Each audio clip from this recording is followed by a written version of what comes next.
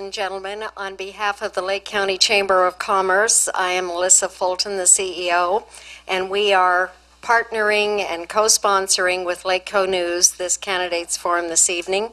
We're also doing another forum on this coming Thursday evening for the assessor recorder position.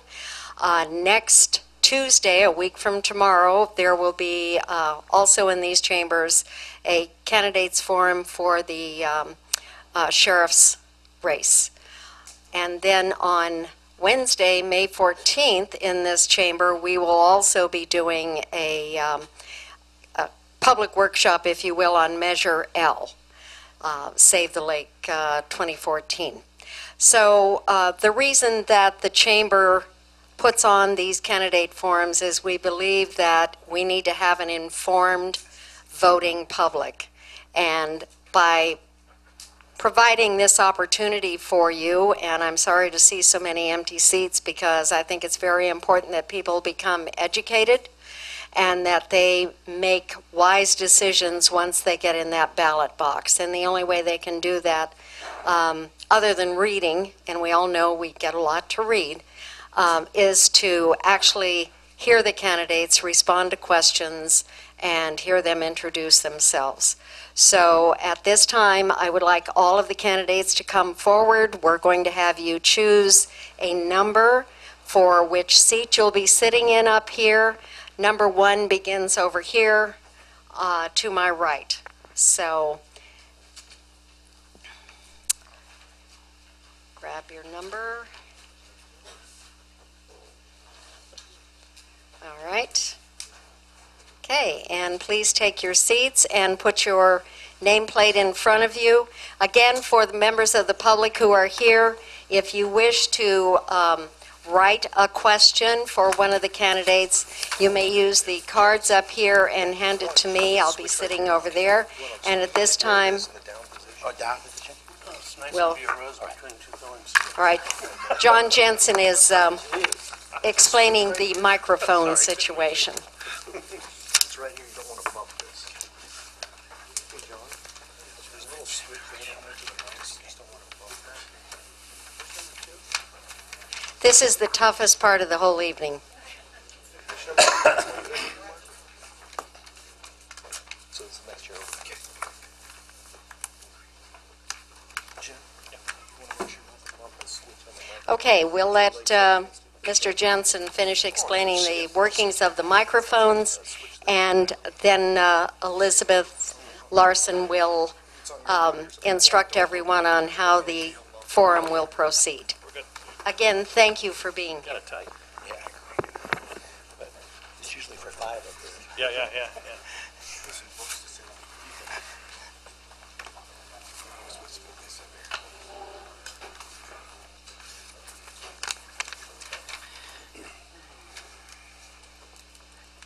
Good evening to all of you.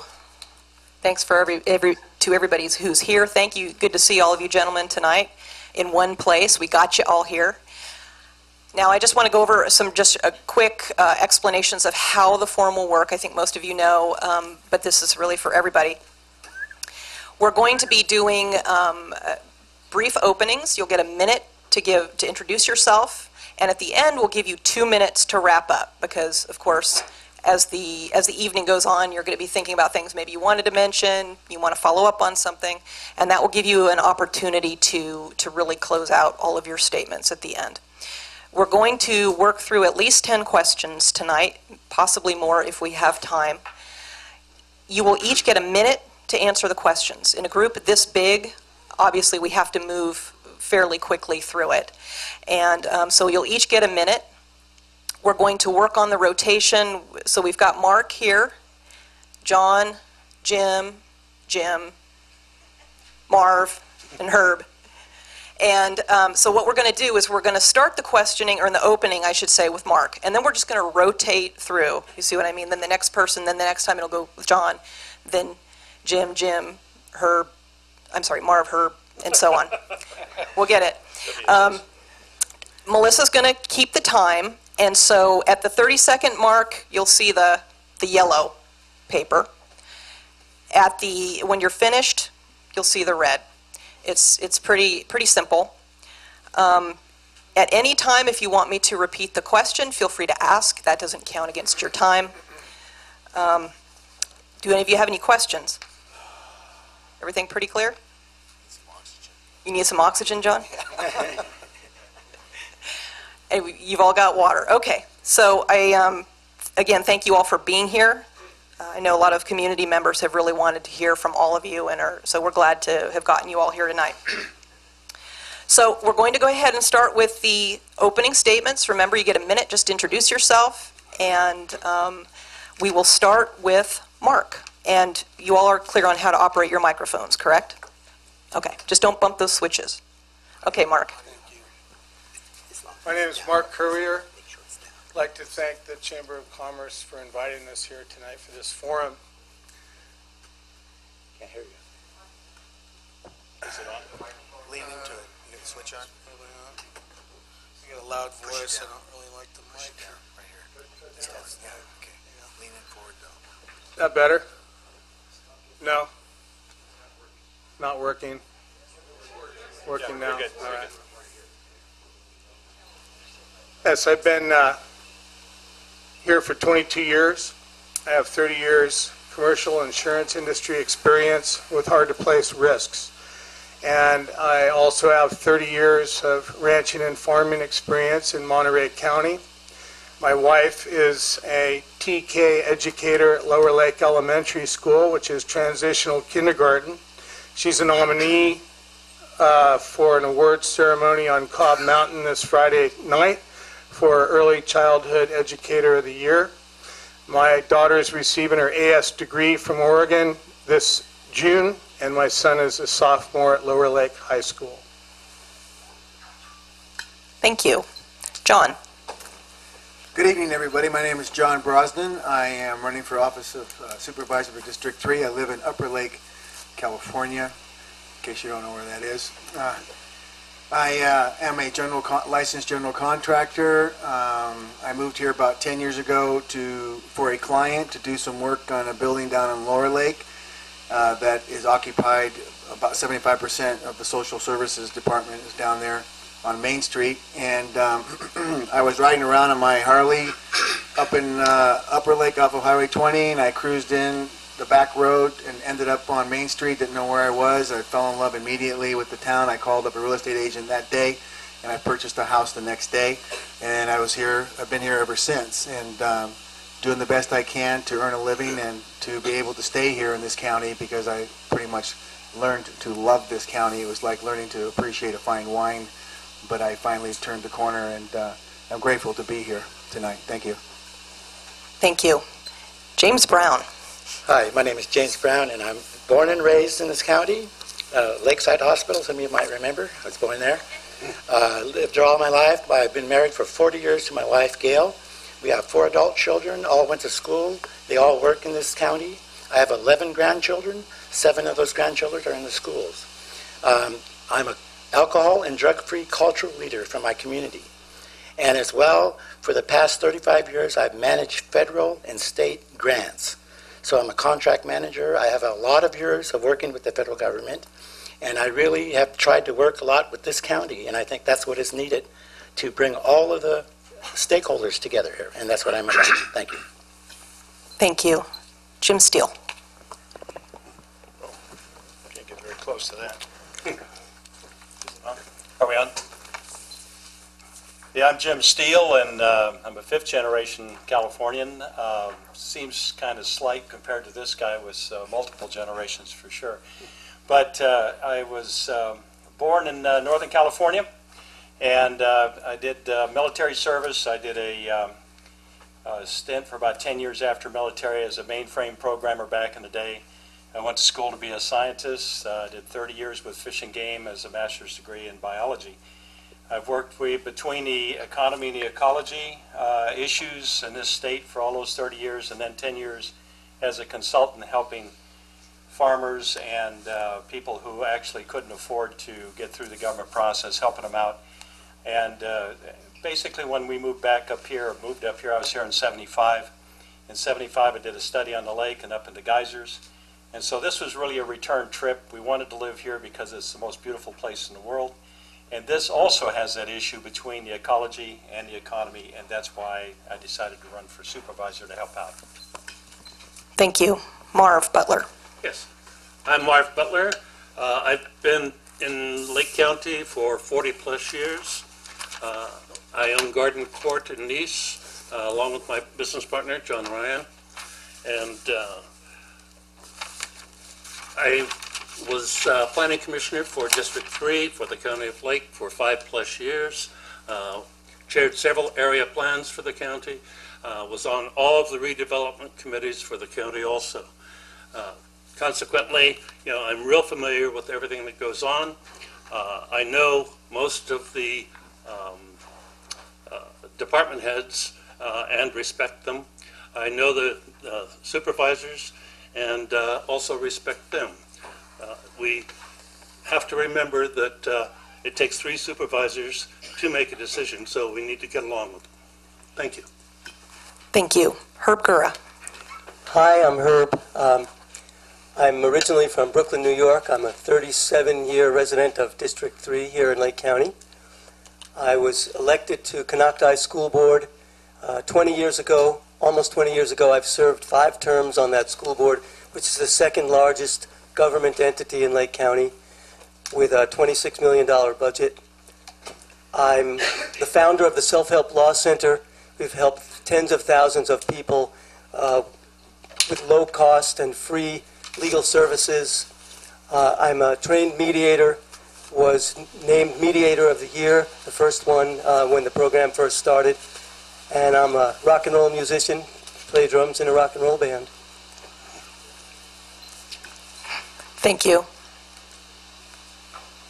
Okay, now we're going to begin the questions. And this will give you a little further opportunity to introduce some of your reasons for running that some of you touched on. And we'll start with John Brosnan. The first question goes to you. Please share your thoughts on the importance of the role of supervisor in the Lake County community. 1 minute. I believe the role of a supervisor in Lake County as a whole, as well as District 3, is paramount, that the elected official understands the necessity and the need to be able to listen to all the information regarding any issues that are up so that we can determine whether or not the county is best served. We don't need to have gridlock. We need to be able to be representative of our own district, but also recognize that there are 5 districts in total, and that to pay attention to what's going on here regarding our community as a whole, not just the individual district. That's really about it. Thanks. Thank you. James Brown. Yes, again, the board is a team. They have to work together. But most importantly, I think we have to recognize that we're your employees. We don't sit above anyone. We're supposed to be responsible, trustworthy people. And I think that's most important. And to me, we need to champion what the people want, not what we want, our private interests. I've seen too much of that going on in this county. So I really believe we need to put the people back in charge. And I believe I'm the candidate to help do that, but work with the county as well, keeping our projects going and advancing us economically. Thank you. Jim Steele.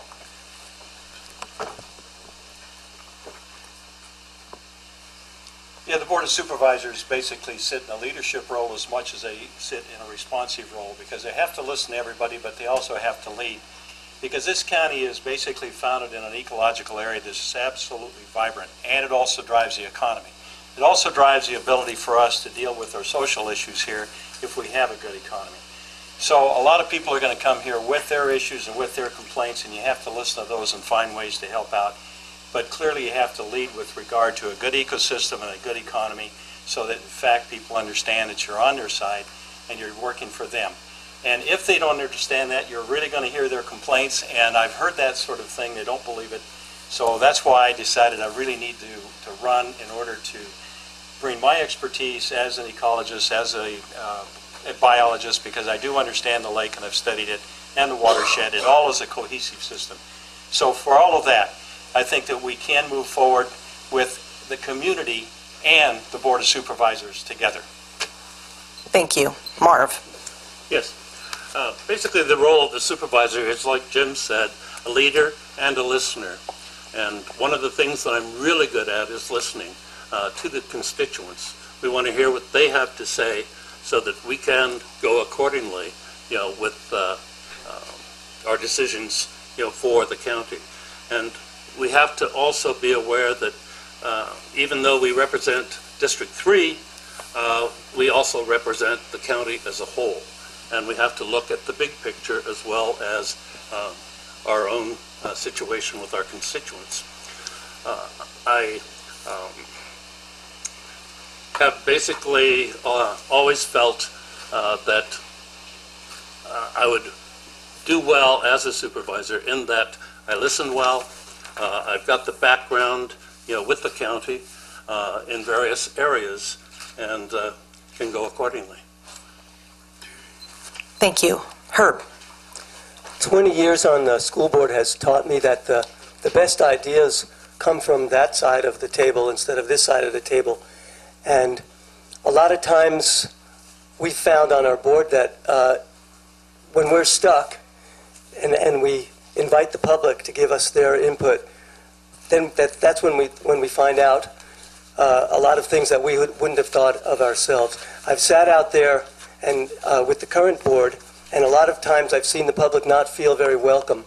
And I want to change that. I want the public to feel like this is their chamber and like they come here to share their ideas with us and to let us know what we need to do. Thank you. Mark? Thank you. I'll be receiving Volunteer of the Year award from Canocti Unified School District in a few weeks. And when you receive Volunteer of the Year award, it means a lot. It means getting teams together, working together, accomplishing things.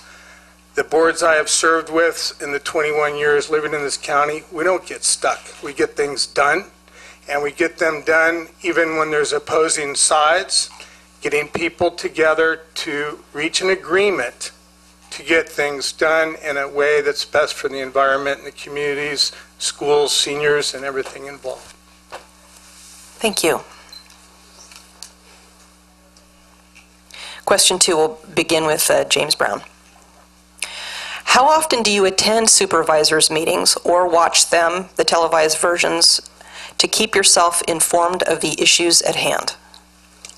Normally at least a minimum of once a month. I try to attend, but I do watch it on, Channel 8 as well. But I've been pretty much gone to the meetings since I've been 25 years old.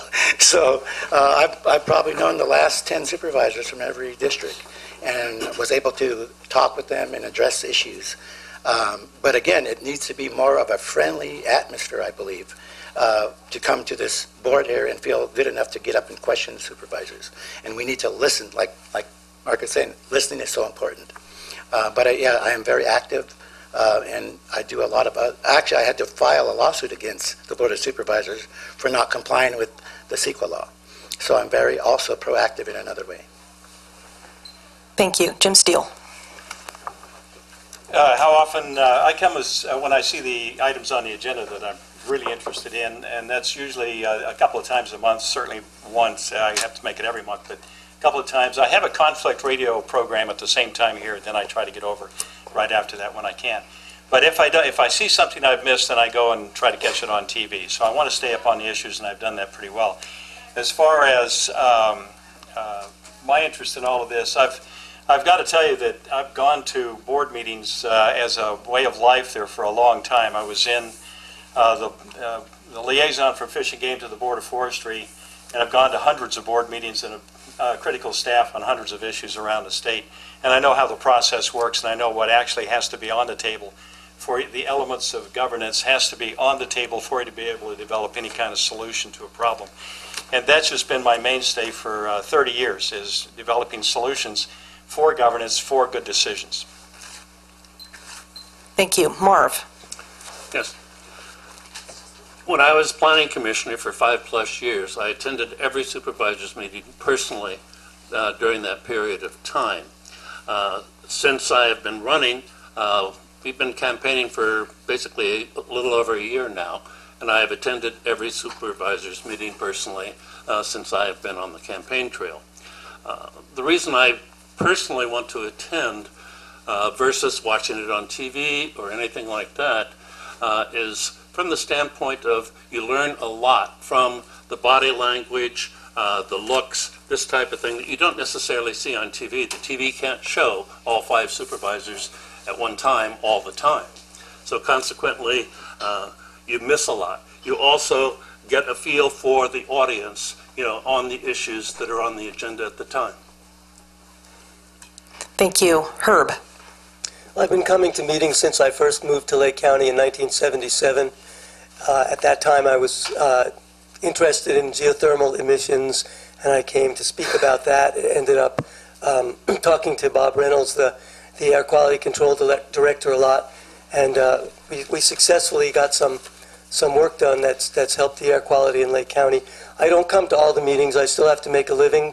Come to a lot more lately since I've been interested in being a supervisor. But I do check out the agendas, and I come often when I have something to say to the board, when I'm going to address them and make sure that I'm heard. Thank you. Mark.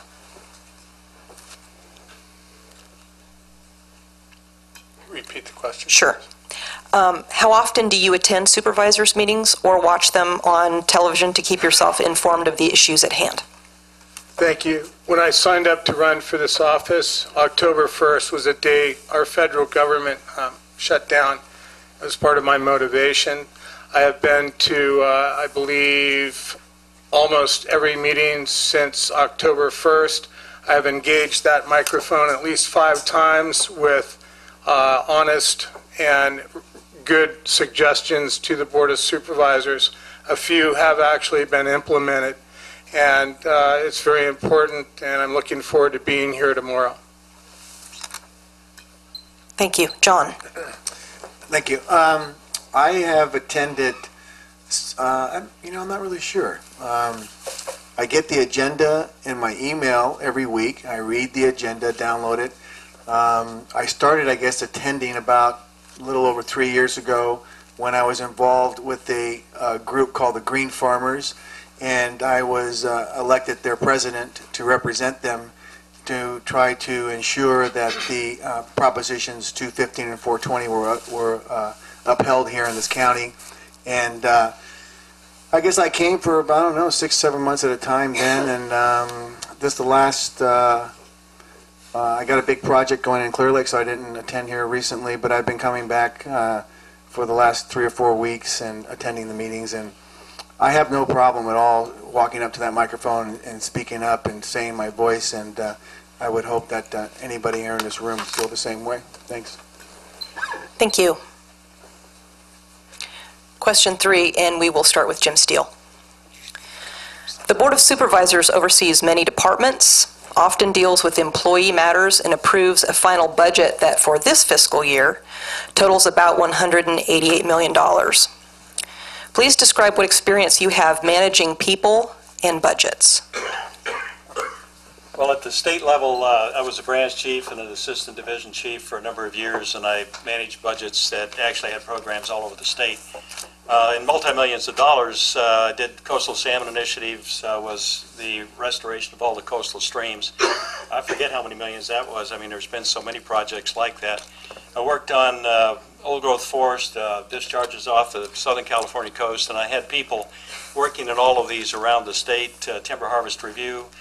At any one time, I might have had 100 employees working in the field, all professionals, and a lot of staff support. I've hired and fired quite a few people over the years, in 30 years. I can't remember all of them. I think it's a hard question. The bottom line is you have to understand how budgets are put together and how a government budget is different than a business budget. I've got a business degree and been a consultant in business, and I understand the difference between those two, and I actually worked at the business level. So with all of that, quite a bit of experience. Thank you. Marv. Yes. As far as employees are concerned, in my banking career of 30-plus years, When I retired at the time, I was managing 75% of the lending function in the state for Crocker Bank, and then went on to First Interstate Bank. And I had 400 employees in one center, and I had 250 in another, which I was totally responsible for and flew back and forth between the two centers.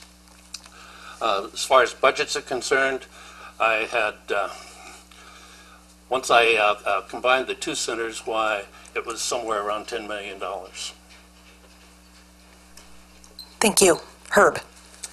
Canocti School District has a $26 million budget. We've prepared budgets every year for the last 20 years. We've instituted a new process for building the budget from the bottom up, even at times when school funds have been cut, which was a lot over the last 5 or so years. We managed to balance our budget, keep our core programs in place. We've negotiated contracts with 2 different unions every year for the last 20 years. I've been on the negotiating team. I've been on the budget workshop team. We always invite the public to help us build our budget rather than rubber stamp a budget that's handed to us by staff, because we believe that the public, it's their money and they should have input. Thank you. Mark. I started my budgeting process for this county involving school site councils and president of PTO. I've been on school site councils continuously without lapse for about 15 years, managing Lower Lake Elementary School budgets and the Lower Lake High School budget. I'm the longest standing member without lapse on our advisory board of CSA 2, and you may confirm with special districts that I'm very good at fiscal planning on roads, bridges, dams, and our newly renovated water plant. Thank you. John. I have very little experience budgeting million-dollar governments or businesses. I'm lucky if I can pay my PG&E bill every month and my mortgage. But basically, as far as I understand it, the budget is presented to the board, and then we review it, and then we look and see what the monies are allotted for and what was on the books prior and what was the issues at hand the year previous. And I would really count and depend upon the administration and the body of government that exists here. I overlooked last year's budget. I still have it. And as far as the monies that are allotted, as it was said here earlier, that we have certain purposes and certain implementations that the money should go to, and I think that the Board of Supervisors really should be on top of where that money is being spent, as well as making sure the budget is balanced every year. Thanks. Thank you. James Brown. Yes, actually, I've had a lot of experience in supervision of employees. The largest was when I co-founded the Lake County Tribal Health Consortium here. I was directly responsible for 50 people, and that included doctors, nurses, and CHRs, and all the people that work in the facility. As a tribal administrator, the largest personnel I supervised was probably from 10 to 12 people. The budgets there was like from $1 to $2 million. However, in 1998 to 2000, I was the chairman of my tribe, and I sat on the Bureau of Indian Affairs budgeting project, and I was on the committee for 2 years. And the Bureau of Indian Affairs budget is $700 million. And that's where I first learned about federal processes, and it really gave me a lot of good experience of how to deal with that large amount of money. Thank you. Next question, we'll start with Marv. What particular skill, area of knowledge, or area of expertise do you possess that you believe uniquely qualifies you and makes you the best candidate to represent District 3 on the Board of Supervisors? A lot of it is just my prior experience with the county. I can basically, I've kept up with what's going on currently, by attending the meetings. I can hit the ground running. I have managed tons of people. I know how to manage people and assist, the department heads should that become necessary. I also It's a tough question. Thank you. Thank you. Herb? So I keep saying that I have 20 years experience as an elected official. School boards are very similar to boards of supervisors. The functions are the same. It's a 5-member board. We do a lot of the same things. My 20 years as an elected official gives me more experience in that capacity than all 5 of these other candidates put together. And I've worked as a mediator, so I'm good at getting along with other board members. I'm good at negotiating with other people who have different views than my own. I also have a legal background. I work with clients in law for a living. I do that every day, so I have an understanding of how statutes work. I have an understanding of how the legal process works, and I think that would be very helpful as a supervisor. Thank you. Mark? I found it very effective to do one's homework with public input first, then take the public input and get the best percentage of people on board with the solution to a problem or the embellishment to make something better. And I have the track record to do that, and that's what I do best. I get people together because I have excellent people skills. Thank you. John? Can you repeat the question, please? Sure, be happy to. What particular skill, area of knowledge, or area of expertise do you possess that you believe uniquely qualifies you and makes you the best candidate to represent District 3 on the Board of Supervisors? Oh, wow. That's a tough question. I'm not often asked to tell publicly who I am or how I feel about myself, but it's a lot easier speaking into a microphone on a radio when I'm not looking at everybody. But I'll say that my ability to recognize the log jamming effect that's been currently going on up here at the board and with all the several other people involved, that I think that the most important and most crucial aspect that a supervisor can bring to this board would be the ability to listen and to see the good things that have been done. I mean, the previous, or the current 3 members of Districts 1, 5, and 4 supervisors have been reelected over and over and over because they've done good things.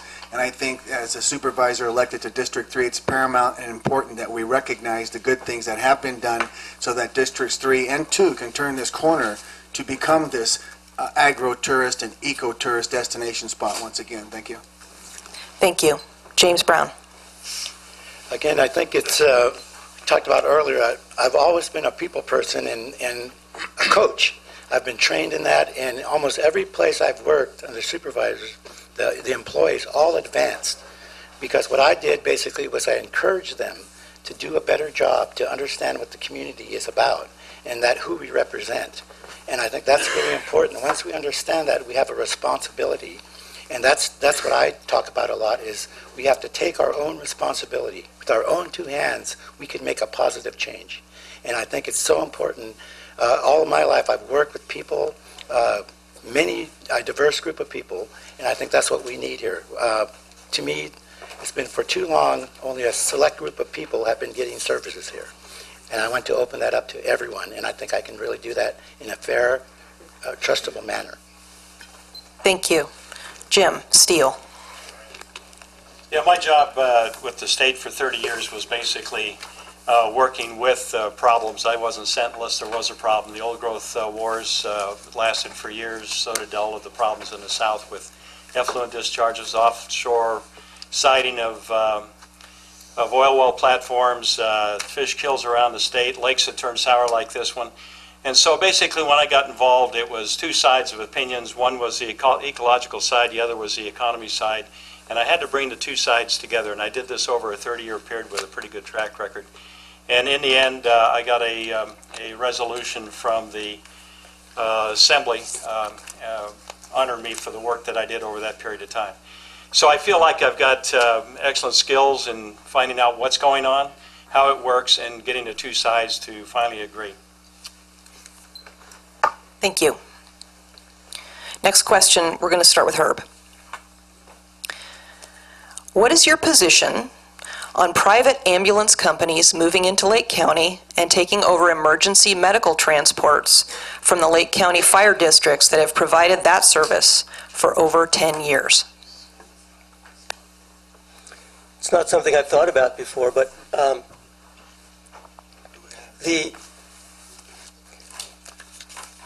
the structure of our government allows private business to come to an area and to compete. I'm a supporter of public services. Ambulance services are extraordinarily expensive. If a private company can provide those services at a better price, I don't think we can really stop them from coming in, and if they can provide better services for the people, well, that would be okay. I do support the public service sector providing these services, and I think often public sector can provide them at a lower price, but that would have to be seen once these companies came in. Thank you. Mark. I would use Lake County Transit Service as an example. Subcontractor, less control to the county, being in control of a service.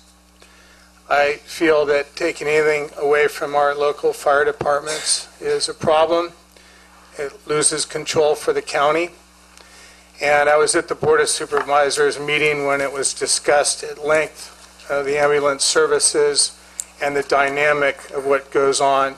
So I think it's in the county's interest and the taxpayers' money's interest into having best control over that situation and the best service to customers. Thank you. John.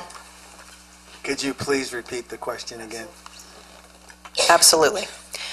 What is your position on private ambulance companies moving into Lake County and taking over emergency medical transports from the Lake County fire districts that have provided that service for over 10 years?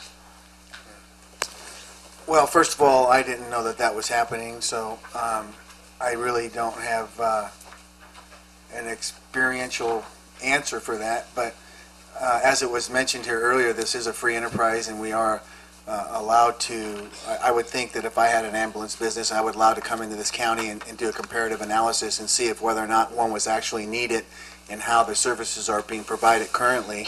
I mean, if these companies are up and running and for profit making, they would do an analysis of the area to determine whether or not they were needed here. So under that assumption, without knowing any of the facts or having any previous information, I wouldn't really be able to give a specific answer other than I think free enterprise and the public will eventually demonstrate whether or not the services can remain here and make a profit.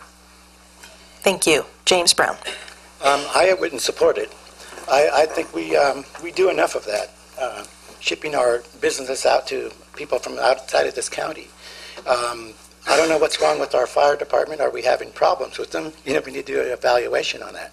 But at the same time, here's another thing why I got into the race is that most of the people don't know that on the Indian reservations, the 911 ambulance service will not come into our reservation unless they're escorted by a sheriff's officer.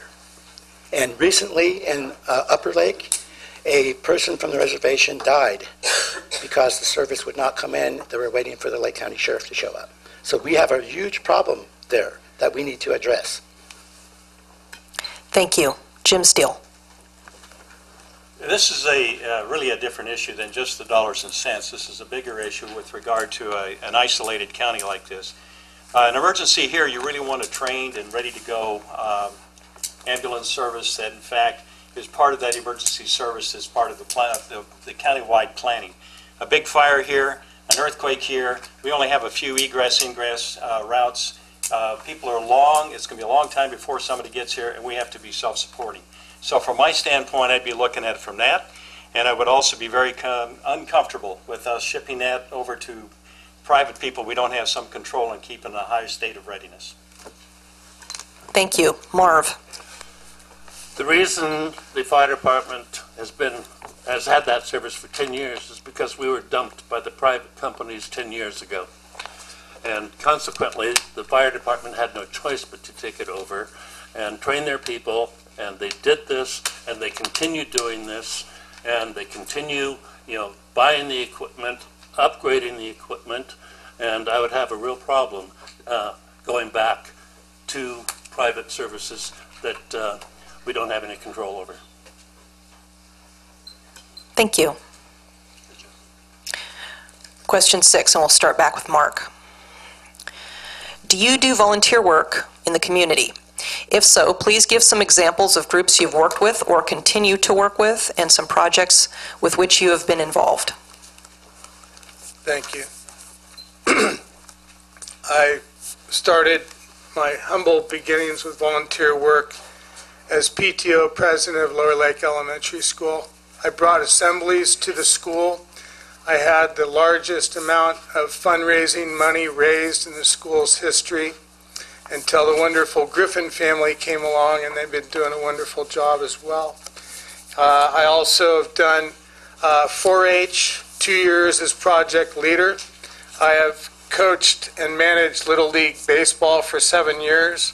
I have served, as I said before, on school site councils at different school districts, and I have served for 6 years on Community Service Area Advisory Board, and you're going to give me the red card, so I don't have any more time. You've had 12 seconds. 12 more things. Thank you. John? Hi, thank you. I have had very little community volunteer service. I'm not married. I do not have children. I don't play sports. So what little bit I've done recently was go over to the Oaks and clean up some garbage with my company and a few trucks and some men, and we cleaned up sites all around the area of the Oaks and the hills where the trash was dumped all over the place. And to me, that's I just felt like it was something that was needed to do. They had asked for volunteers, and I volunteered to help. I don't really have any outside interest that would bring me into volunteering anything. I've been just busy up here struggling to live and support what I have up here, and to maintain my business and help the men that work with me to put food on the table for their kids. That's it. Thank you. Thank you. James Brown? Yeah, well, one of the recent ones, some of you know about KPFC Radio. I've been a volunteer on there and have run a history program for the last 15 years. Also, for the past 25 years, I've been a volunteer coach of baseball, football, and basketball in the Clear Lake area. And I continue to do that now that my grandkids are now playing. Also, I volunteered for a couple of groups. One was, the most important one was the Lake County Mercury Task Force. And that group was the one who nominated the sulfur bank mine to the Superfund site. So I think that was a very important volunteer position. Thank you. Jim Steele? Yeah, I guess the biggest volunteer effort I've made is with the Lake County Search and Rescue, and I've been on several dozen, 3 dozen searches, and a lot of time at night and over the weekends, that sort of thing. A lot of training involved. It's you have to be ready to go at a moment's notice. I don't know if you'd call us volunteering. Clear Lake Oaks Water District, I think they pay $50 a meeting or something. I didn't go there for that reason. It was to help the water district out, and I was there for a couple of years. I volunteer as an advisor to the county on science studies on Clear Lake, looking at satellite imagery and making, we did some studies out on the lake and did some grab samples, did some stream samples around the lake with volunteer teams. I've volunteered for trail cleanup and a task force on school truancy is just getting started on that. And then also I'm with KPFC, and there's several others. That's good enough. Thank you. Marv? I started out with the Chamber of Commerce, volunteering with them for years and years ago, and for a number of years. A lot of other business organizations, basically all of them that are in the county, why I've been members of or am a member of now. I also cleaned the highways, also volunteered for cleaning watersheds, including going out in kayaks and cleaning up the lake, on butane doors and that type of thing. Also, as I said before, I was on all of the redevelopment committees for years as we did all of the redevelopment. And I'm currently on select committees to interview potential employees for the county, interview potential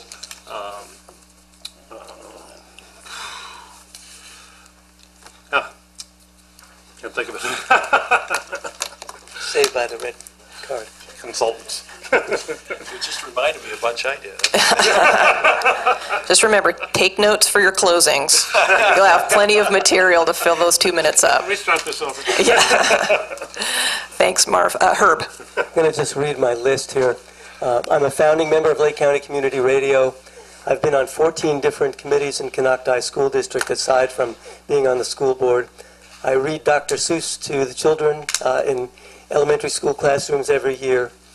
I'm on the board of Lake County Dispute Resolution Services and been a volunteer mediator in the courts helping out the judges in resolving disputes. I've been a member of the Lake County Environmental Coalition. I've coached with the South Shore Little League. I'm on the Double Eagle Ranch Property Owners Association. I volunteer paralegal for a senior law project.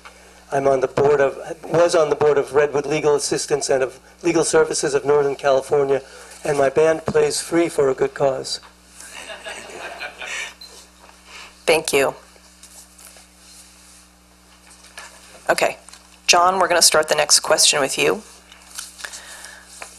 In your opinion, what should be the #1 priority of the Board of Supervisors, and why do you believe that should be the #1 priority? Let me see. What would be the #1 priority?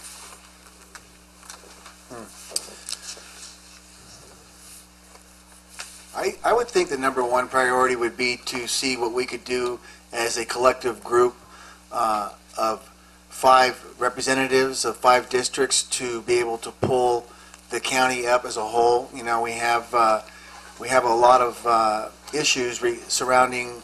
We've spent a lot of time and a lot of attention with the vineyards, and we spent a lot of time and a lot of attention with this lake. But we have spent very little time with regards to homeless, the disparate, disenfranchised, unemployment. And I really think that if we're going to work collectively together to get this ship turned around and stop from listing, we need to do things with, in districts 3 and 2 to bring it up to balance so that we can become a tourist destination spot where everybody here has the opportunity to work, they have the opportunity to become full-fledged citizens who are voting, who feel good about themselves, who can actually pay their bills and create an income for them. Thank you. James Brown. Well, we don't call ourselves Lake County for no reason. The water in the lake should be the most important thing, I believe. And to me, everything can be resolved around that. We can come together as all positive stakeholders to address our issues with this lake, because that is the key to this county. And until we address those, I don't think we're always going to be divided here. So to me, I've even looked at the history of this county, and as you know, the YOLO water rights, in 1912, our Board of Supervisors never stood up and even claimed the rights. So that's how bad our board has been protecting our lake. And I think we need a better, I would actually like to start our own organization that is sanctioned by the Board of Supervisors and to deal exactly with the lake restoration issues. Thank you. Jim Steele. Lake County is a ecological, beautiful place. This is a quality of life county. You come here to enjoy the quality of life. People come here to visit for that reason. It drives the economy, and it also can drive a lot of the solutions. We have to keep our eye on the fact that we are a living group of people around a lake in a watershed. And so from my standpoint, it is the collective whole, which starts with the lake, and it then drives through the economy and to everybody that's here. And so they have to keep their eye on all of that prize, and that's their #1 job. Thank you. Marv. Yes. The #1 priority in my estimation is the lake. And with the lake, what we're trying to do now is, of course, Measure L. And we need Measure L to fund the management of the lake, and that's, one of the main jobs that supervisors need to do, and what they need to prioritize. We need to manage it from the from the algae standpoint, from the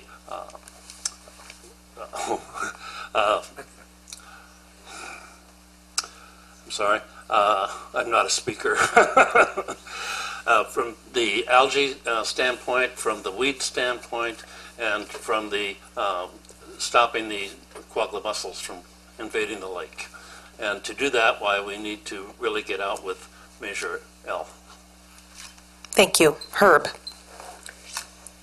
I should start by saying that it's always hard to pick out one thing because there really are so many issues pressing, but I'll go along with the other guys about the lake. I have a straightforward 5-point plan to improve the health of Clear Lake. It's not a cure, but it will definitely improve the quality of the water in Clear Lake. It involves grading, agriculture, planting tules, removing septic tanks that are leaching water into the lake, and restoring wetlands. Those are things that will definitely improve the quality of the lake, reduce sedimentation into the water. There's still going to be sedimentation into the water, but these are things that we know that I know are happening now and can be minimized, and that will improve the quality of the lake starting right away. Thank you. Mark. Thank you. I've been very involved in funding sources since I've lived in this county.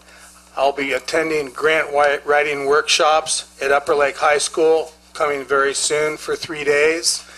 I was instrumental in achieving our renovation of our water plant, and I believe the cheapest water bills in the county besides Upper Lake Water District. I had a meeting with Rochelle, who runs that office, recently, and the Army Corps is on the hook up to 62% of fixing our large lake. And I'm involved in fixing Spring Valley Lake for 6 years now. We're about to start work. So I know how to attack to get the money, and I have it under my proven track record how to do so. Thank you. Question number 8, and we'll start with James Brown. Medical marijuana is a frequent issue before the Board of Supervisors, and one that is surrounded by a great deal of contention. How do you propose to balance the legal allowances for legitimate patients with the complaints, concerns, and health issues being reported by community members who now find themselves living with marijuana grows in their neighborhoods? Well, again, I think we need to understand the full spectrum, because what I've seen is taking it out on the 215 growers. It seems like they're the ones getting the worst of this problem. And to me, a good example is 215 is legal, and we should make sure that we follow the rights of those people to grow. And I know there's been people talking about it being a nuisance to smell, but I think that we, again, need to have better communications in our communities and sit down and work and talk about those issues. Because all of us, I don't think, I know I don't have a complete answer for medical marijuana, but I know it's very important. And to me, it talks about the human right to use and to grow. And I think that's one of the things I support. Thank you. Jim Steele. Well, let me first establish that I don't have very much experience with marijuana in my background or history, and I just have looked at it from the standpoint of its efficacy from the medicinal side to make sure I was in agreement with that, and I am. And I wanted to make sure that the law was really a law that could be applied here, and I believe it can. You have to break down the spirit of the law for medicinal use and separate out the medicinal use from the grow, and separate out all the nuances of the nuisance issues for people in their backyard, and come up with a fabric of governance that you can then draw from in order to develop a good ordinance. They haven't done that yet. There's many missing pieces, and like Jim said, the medicinal people have got the short end of the stick, but we have to protect the property owners that are not in for the grow, that want to have a clean backyard, and so everybody has to be protected in this. So we're not through with this yet. Thank you. Marv? First of all, let me state that I am for medical marijuana. However, we've gone way beyond that, in what is happening now in our backyards and our front yards. And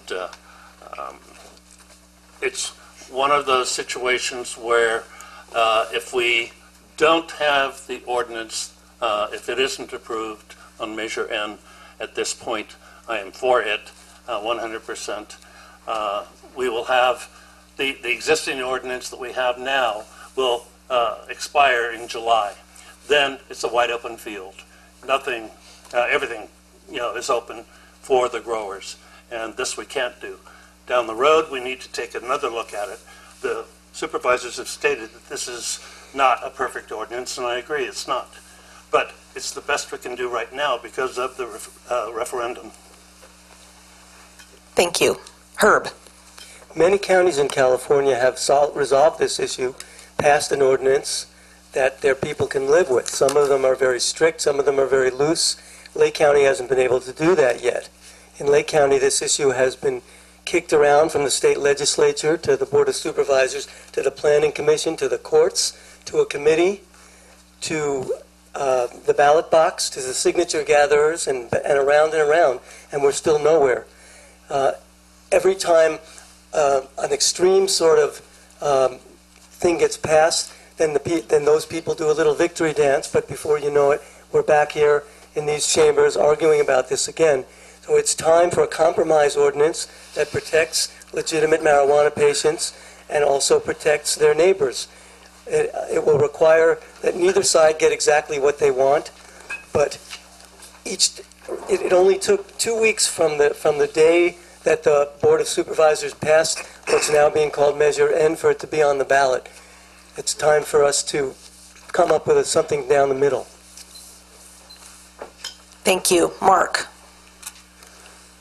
The county is tired of, the Board of Supervisors is tired of bouncing from ordinance and proposition and whatnot for marijuana. Since I've lived in this county, I've been governed on my property as to covenants, cares, and restrictions, known as CC&Rs.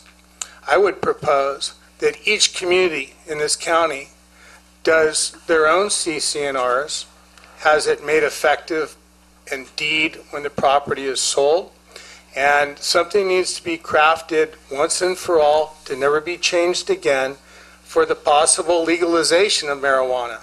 I don't take stands on it. I want to effectively manage it so it benefits the most people in the county and stays out of the hands of our children and does not upset the public in general. Thank you. John? Can you please repeat the question? Be happy to. Medical marijuana is a frequent issue before the Board of Supervisors and one that is surrounded by a great deal of contention. How do you propose to balance the legal allowances for legitimate patients with the complaints, concerns, and health issues being reported by community members who now find themselves living with marijuana grows in their neighborhoods? So how would I propose then if I was to be elected supervisor? To balance those two interests. Okay, well, I think currently everybody spoke about it here regarding the Measure N.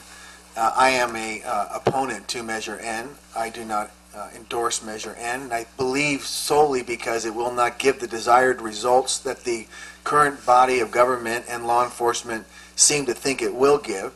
However, on the surface of it, it has created a lot of contention in the growing community, and a lot of people who do grow illegally are considering not coming back here. So from that respect, in that regard, it's a good ordinance if you're looking at it from that perspective. If you're looking at it from a perspective that can actually deal with a growing situation that's been going on here for 50 or 60 years, it's really not a good ordinance in itself. There is an ordinance or an initiative currently being prepared for November, which will give 4 plants to the intergrowth community area residents and then an additional 12 to between 1 and 5 acres, and then 48 plants between 5 acres and over. Thank you. Thank you. Next question, we'll start with Jim Steele. County supervisors take an active part in employee negotiations. Do you support binding arbitration? Why or why not? You mean dealing with the union? Is that what Yes. it anticipates dealing with the union? Binding arbitration with unions is a very important concept. A lot of times the difference between what the employees and the management want to get to just can't be reached, and binding arbitration saves everybody money. I think that it's worked many times in the past. If you have a good arbitrator, if you don't have a good arbitrator, it has failed to function. But yes, I do support it if you just assume good parties at hand. Thank you. Marv? I don't support it, I don't not support it. It's one of those things that just depends upon the individuals and the situation. Thank you. Herb? I'm endorsed by both of the unions that represent Lake County workers, the California United Home Care Workers, which represents all the IHSS workers. I'm also endorsed by the North Bay Labor Council that represents Lake County bus drivers and 30,000 other workers in Northern California. Both of these unions would like to see binding arbitration happen.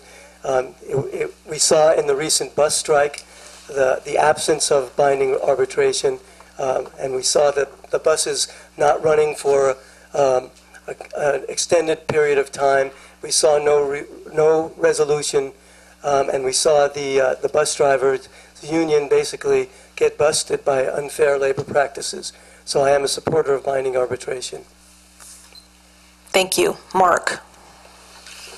I believe in mediation, and anything binding binds the heart and the soul and the public's ability to reach agreements and go forward in a good way. My wife has taught and been represented by the Canocti Educators Association Union for over 16 years.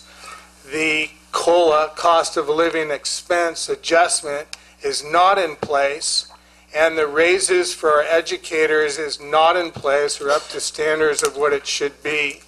I believe in meeting together, fixing the problem by any ways possible, and stay away from a binding arbitration situation.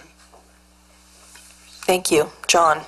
I'm not going to ask you to repeat the question, but I believe that the term binding, as it relates to arbitration, would imply that you'd be finding yourself in a situation as a supervisor where you have very little power over the decisions or the mediation that was binded. And so from my perspective, since we have I think everything should be available to be appealed, but I think ultimately there should be some decision-making source of power or entity that can consider what's also good for the entire community. So in some ways, binding arbitration, mediation is good. In some ways, it can be detrimental. So I would have to say that I would not be for binding, that I would then count on the body of government to be able to get together and make the decision what's best for the entire community as well as the workers that are involved. Thank you. Thank you. James? Well, you know, I really believe that unions are really important. Corporations have broken their back, and that's why a lot of us have lost our wages and our benefits. But one thing I would like to say is that it seems like if our supervisors were really involved in this, why haven't our county employees have a raise in the last 7 years? You know, do we know that our county workers here haven't had a raise in 7 years? What union do we deal with for them? We need to pay our people good money and give them the raises so they'll do a better job. And it goes with the same what Herb said about the bus. Again, I support local things, but many times we need unions. But we do need arbitration. Thank you. Next question, we start with Marv. we've heard about some of the bigger issues. All of you tonight have addressed them: marijuana, Clear Lake. And as Herb pointed out, there's a lot of issues. So now we want you to each go beyond some of those main issues that we've talked about and pick out a pet issue that you think is important. So, Marv, what key issue that hasn't been addressed among these predominant ones do you think is important and you would like to work on as a member of the Board of Supervisors? One of the things I'd like to work on, it's not an issue so much as it is a benefit to the county, would be agritourism and tourism ecotourism. Thank you.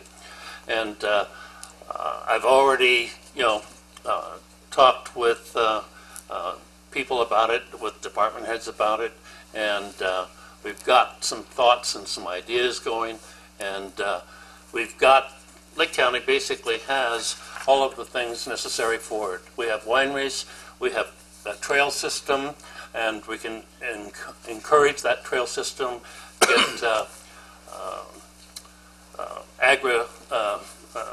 get the farmers with a trail system for the farmers during the market time, and make it a big thing. Thank you. Herb. One of the main things that supervisors do is regulate the development that happens in the county, and developers constantly are coming to a place like this looking to institute a project that'll make some money for them, and the kind of projects that are allowed in Lake County are not allowed. They go to the Planning Commission first, and then the Planning Commission makes a recommendation. I think that it's very important that supervisors protect the county from development that is not beneficial to Lake County's very fragile ecosystem and scenic beauty. I'm not in favor of big box stores. I'm not in favor of corporations coming here and taking over the business world like Walmart has done in Clear Lake. I'd like to see locally owned. I'd like to encourage locally owned businesses that will help Lake County thrive, that will help local economies flourish. Thank you. Mark. Half of the counties in this great state have a living wage. We do not. We need to engage an ordinance in this county, like half the other counties in the state, for a living wage, which relates to a decent or better wage for our workers. If people have money to spend in this county, they are better off feeding their children. They have something to eat when they go to bed at night, and it makes everything a better, healthy, happy place. And so everything after that, people having jobs and making more money and having a living wage in effect as an ordinance would help us achieve the next level of success that we need to go to. Thank you. John. I think if you had a pet, what was it, a pet? Not a pet peeve. Pet. Well, I guess it could be a pet peeve that becomes a pet. Do you have a pet hamster? Okay. That would certainly liven up the meetings, wouldn't it? A pet issue, something that's... Anthony's desk. Don't go through Anthony's drawer, whatever you do. Were those little things? Yeah, we're starting over.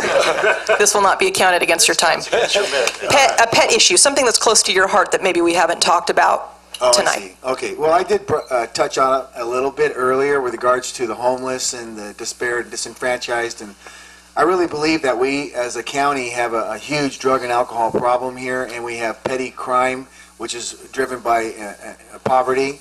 And I think a lot of that it runs into generation and generation. And for the amount of people that we have involved in these areas, there's only one treatment center, and that's up on Cobb. I really believe that we really need to look at putting together, creating kind of like a co-op, kind of cooperative with the government or however we can do the loans. But I think that the people here, there's a large amount of people that do not participate in their community in terms of working, voting.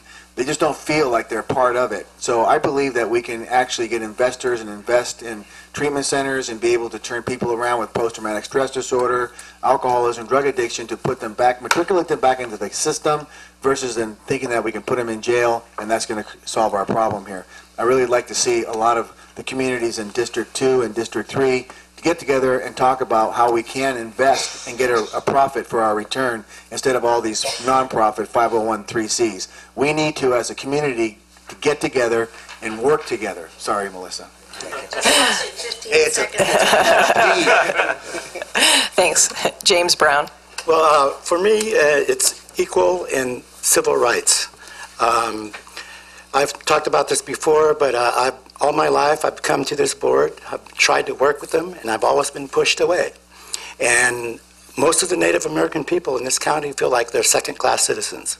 And I think it's about time that we come into the 20th century and involve all the families and all the communities in this lake, because we could advance better. So far, it's been just a limited, select few groups. And to me, all of the people around this lake can help positive ways. They just need to be included and given their fair and equal share to participate in this body of politics. Thank you. Jim. Mine is an inclusive message as well. Lake County is all about its centerpiece. Without a vibrant lake, you have no vibrant lake economy. And the lake condition is a reflection of the way that everyone that lives around this lake has managed both the lake itself, the rimland, the wetland, and the upland. And it hasn't been a very good job over the last 60 years, and that's why we're suffering. And so my pet project is to get everybody involved in understanding the ecology of how to live here compatibly with the lake, so that in the future we know when things are going bad with good monitoring, and that monitoring coming back and everybody being part of the decisions to spend dollars going forward. And there is really no pet project other than just getting everybody involved, and every time that there is an issue with a disadvantaged citizen, make sure that we're there to understand that situation and make sure that people are on the mend and are protected and helped. But this lake is where it all begins, and that's where our economy begins. Thank you. Next question, we're going to start with Herb. What options do you see regarding employment for Lake County youth? What kinds of training programs would you like to see in place? What community agencies and businesses should be involved? And the questioner asks that you be specific. My school district has instituted, more than any other school district, vocational programs. So not all kids can go to college, and a lot of kids do go to college, but we know that a lot of Lake County kids need ways to work with their hands. So we instituted an auto shop program in our school district that's state-of-the-art, and that when kids graduate, they can get a job right out of high school as a certified mechanic. We have a culinary program. We have a medical field program. We have an academy that in our schools that prepares kids for the workforce. And I think, and we've already partnered with the county in many ways, and I think those are the kinds of things that we need to do to get kids working. And I also want to say that the lake, people should learn skills that will allow them to work around our greatest resource, the lake: boat building, sail repair, all those kinds of things. Thank you. Mark. Part of my platform has been make it here or recycle it here and ship it there. This county does not have the purchasing power for our pears or our wine even. We need to interest businesses, attract them, get them here, low-impact environmental businesses, embrace them, make them feel warm and cozy, and guess what? Our youth, our seniors, and everyone that is willing to work will have an opportunity to make it here and ship it there. Thank you. John. I definitely need you to repeat that question, please. Okay. What options do you see regarding employment for youth in Lake County? What kinds of training programs would you like to see, and which community agencies and businesses do you think should be involved? And you're asked to be specific. Right. Well, unfortunately, I don't really have specific answers for that question, although I did hear some things mentioned here regarding vocational programs in high school and workshops and wood shops and auto body shops. And I know that when I was in high school, we went to school for 4 hours, then you get work credit, or I forget what it was called. But anything to get out of school, you know, we would go out and we'd learn to work at the retail stores. So they gave us credit for that. As far as actual agencies that are involved here, I really don't have any idea. You know, I guess that's what happens when you're the new guy on the block. You don't have a lot of time here, so I'm a self-employed man, so I did not get involved in county work, so I don't really know a lot of the things that go on here with the school board, although I know that Brock and Wally Holbrook have been talking about creating these kind of programs of making them available to the high school students who do not or cannot move on to college, and to give them a choice instead of feeling like they have to be disenfranchised, I guess. Thank you. Thank you. James? Well, again, one of the things that I've been concerned about, because I was one of those youths with nothing to do in this county, and so I went out and, picked fruit, had something to do. But what we really need, I believe, in our schools, that's where we need to start. We need to start teaching our kids about their environment that they live in. There are numerous jobs in the environmental area, restoration projects that they can get into. They can also go get degrees in junior colleges as well, or vocational training. There's a lot of programs available for kids to learn about the environment. And I think that's one area we haven't really pushed. So I think I would like agencies that are involved with that to help address that. Thank you. Jim? Well, the kids have to be engaged. A lot of these kids are dropping out because they're not interested, and we do need activities for them, police, athletic league, SAL, that sort of thing. But on top of that, they need to have vocational focus and life skills. Certainly we need to engage with them in as many ways as we can.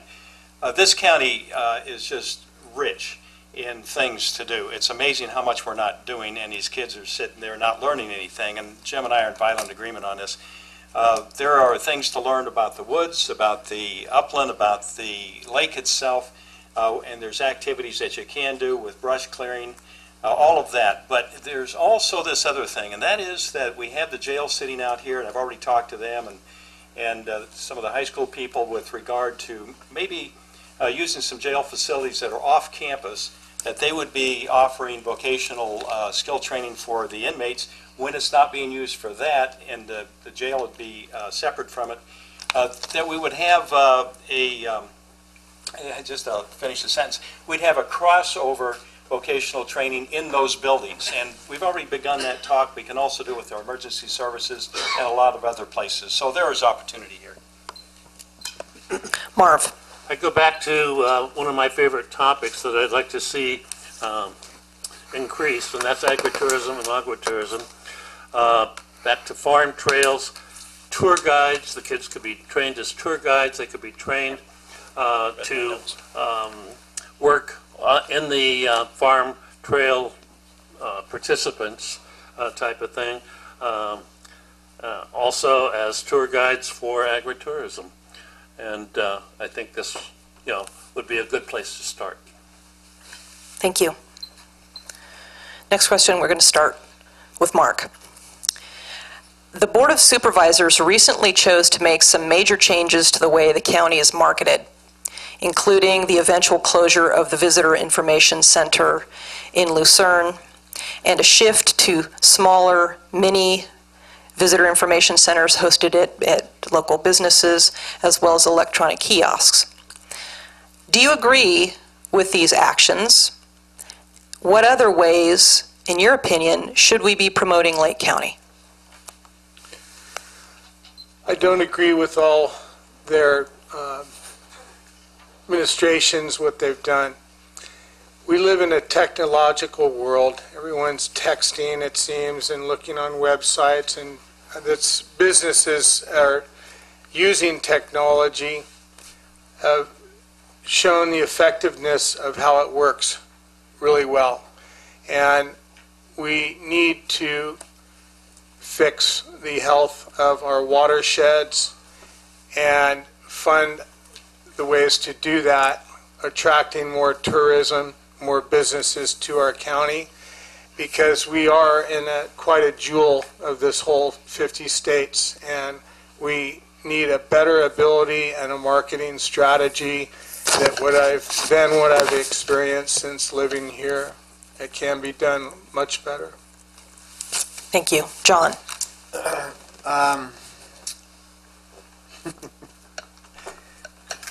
I don't want to ask the question again because I think I got the answer. I was here in the chambers when they were discussing it for a couple of weeks regarding the closing of the visitor center up in Lucerne, and the way it was described to me with the kiosks and how we were going to reach the new age people with technology. It was really exciting. You know, I mean, I really was in favor of the transition. It was just how the transition was going to happen. You know, how many people would be displaced as workers. There was $174,000 a year that it was costing to keep that visitor center open, and it wasn't really producing anything in return. There was approximately 600 to 900 walk-in people that would go there, you know, depending on the season. So I was in favor of it. I still am in favor of it. They're going to place the existing workers in another area for work, so no one's going to lose their job. And they were even talking about renting out the upstairs space to create an income. And I really believe that technology is here to stay, so I think it was a great introduction for the county. Thank you. James? Yeah, I like the kiosk idea, but I really don't think we should close. And I know there's a budget issue, but to me it's so important to have a facility like that on the major highway 20, which is a major route through this county. And to me, we need to show that we care for the visitors. And that, to me, matter of fact, I went in there today, got some maps, and you know what? It's a great setting. To me, we need to keep that open because I think it really shows a lot about our county and our workers. Thank you. Jim? You know, social media is coming, and I think it's a wonderful thing because you can shop online and see where you're going, and it's going to be a whole new generation of people. If you're too broad with your audience, though, you're going to wind up people coming here at any time in one Sneaky Lake event, and they're going to be on Yelp telling everybody else not to come here on that same social media. So we have to kind of get our ducks in order. And I think that the visitor center was a great idea that was never really promoted the way it should be. There should have been signs here, get here, canoe information from here, that sort of thing. We have trails, maps, one-on-one. And then when we get to a lake that's vibrant with ecology that actually can withstand people year-round, fine. But in the meantime, let's start promoting for people that come up here for their specific events, such as trail riding, hiking, that sort of thing. And reach them directly as much as possible. They're in clubs, that sort of thing. Get them here and try to take care of their needs, but be very careful about inviting people here at the bad time of year. And you don't know when. Right now we can't predict when we're going to have a bad lake. So the spring is always good, and there's times of the year you actually can make a difference. Thanks. Marv? Yes. I love the visitor center, so I have a hard time even thinking about closing it. And yet I know from a financial standpoint, I can totally understand where the admin office is coming from. I do think possibly maybe we're reacting a little bit too soon, not knowing what's happening totally with Canocti Harbor Inn and what else could we get income from as far as the TOT funding is concerned. I do feel that the chamber could probably take over in a lot of that direction, but I still would like to see some existence on the highway, on Highway 20, but maybe downsized type of thing. The kiosks I think are great, but I think we also need to get them into Highway 29 down in St. Helena and Calistoga. Thank you. Herb? Well, closing the visitor center was a financial decision, and I hate to see it go. I hope it can open again at some point. But the place to market the county is not so much once people are here. The place to market the county is in the Bay Area and the surrounding areas where people come here from, on TV, on the internet, on billboards, on Facebook and Twitter, and all the different places that people go for information. Lake County is I'm a mountain biker and a kayaker, and I know that Lake County is a very special place for those two activities. 600 people came up to Boggs Mountain last weekend to ride in a mountain biking race. Those are the kinds of things that I'd like to see us promote here because they're soft on the environment. They bring people, and people, when they're here, spend money. Kayaking, bike riding, sailing, all those kinds of activities. Also, we know from the loss of Canocti that we need a good music venue up here, and I hope that comes soon. Thank you. Okay, that's 12 questions. You guys have moved through it pretty well, so everybody take a deep breath because we're going to go into the closing. Now we're going to give you a little bit more time. Obviously, you've answered a lot of questions on a lot of things. Maybe you didn't get to finish a thought. Maybe there's something else you'd like to bring up that wasn't asked. So we're going to give each of you 2 minutes to really just talk about whatever it is you want to talk about. And continuing in the rotation that we've been going in, we will start with John Brosnan. You look well rested, so you ready to go? Can we draw like we did for the seats? No. Like draw? Yeah, draw them. Yeah. Well, let's see. I was right in the middle of my meditation. There was a lot of things discussed here. I would like to first point out that I understood the question regarding the visitor center as not actually closing down the entire center, but how to utilize the property better, so they can create an income and help balance our budget. So I saw it as, keeping a portion of it open with the kiosk in there and maybe someone in there at certain times of the season on a weekend or something like that, because that was discussed. As far as I know, that issue is still in the making, and the language was changed to be able to not just shut the facility down, but to reutilize it. So, because I too would not like to see it just absolutely disappear. As far as the cannabis issue goes, I believe that no on N is a good position to take for the reasons I'd mentioned. We didn't talk anything about the potential legalization like it is in Colorado and Washington, and I think we would be remiss not to consider that as something potentially to happen in 2016, and we should, if nothing else, be prepared and ready to be able to create whatever kind of job resources available there, whether you're pro or con cannabis. It is a potential reality. I believe that the lake has a serious problem other than the water in it, but I believe the people around it in certain districts and certain areas are constantly pushed back into a corner, partially due to the reskilling or the availability of work here. And how do we bring it up? I mean, the District 2 and Clear Lake and portions of District 3 definitely need a lot of attention, and to try to treat it on the surface with, just surface issues is not really going to do it. There really needs to be a hands-on situation take hold here with the community involved with trying to get people back into the workforce here, other than waiting for someone to give them a handout. We need to give them a hand up and put them to work. Thanks. Thank you. James Brown. I guess I could kind of say a holistic, sustainable community is what I would like to push for. And again, all of these other issues are very important. Things we have to deal with and address. But to me, if we can get that together, again, working, I'm looking at, we need to all sit down and say, we're all humans. We all have these issues. We all need to sit down and resolve them in a truthful, trustworthy manner that's responsible to our constituents. And that's what I have not seen a lot of here. Because a good example, I've been on the county Heritage Planning Commission. We went out and we got this ordinance from Napa County. It sat in this county for 5 years. Nobody followed it. They finally organized the commission. I was elected chairman in 2009 of that commission, and that commission was supposed to take care of the heritage issues here. And after we got all the ordinances completed, this is the commission, it was not even submitted to the Board of Supervisors. And so what I guess I'm saying is I've always been proactive, and even though I get a no, I try to go out and I come back and I work with this board. So to me, I'm very active in working on our problems and addressing those issues. And I think that's what we need to continue to say and not forget, Most important, we all need to work for the entire county. Although we like our districts, we're all one main county that we have the same issues and same problems.